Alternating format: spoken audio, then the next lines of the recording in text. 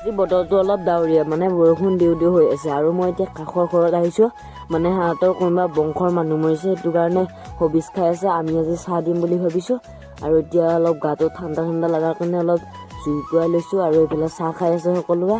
bread আৰু চাহ আৰু ময়ো চাহ খাই ল'লোঁ চাহ খাই এখন খেলা চাবলৈ যাম মানে বেডমিণ্টন খেলা এখন আছে বলকচোন চাই আহিম আৰু আহি পাই গ'লোঁ য'ত খেলা হৈ আছে খেলা খেলিয়ে আছে আৰু এইখন খেলাত মানে জিকিলে ফাৰ্ষ্ট পুৰস্কাৰ 500 আৰু যদি হাৰে টিমটো তেতিয়াহ'লে 300 টকা আৰু জইন ফিজ 80 টকা হয় আৰু এইফালে খেলা খেলি আছে ফাৰ্ষ্ট ৰাউণ্ডৰ খেলা শেষ হ'ল এইখন ছেকেণ্ড ৰাউণ্ডৰ প্ৰথম খেলাখন আৰু এইটো ভিডিঅ'তে ফাইনেলখন দেখিবলৈ মানে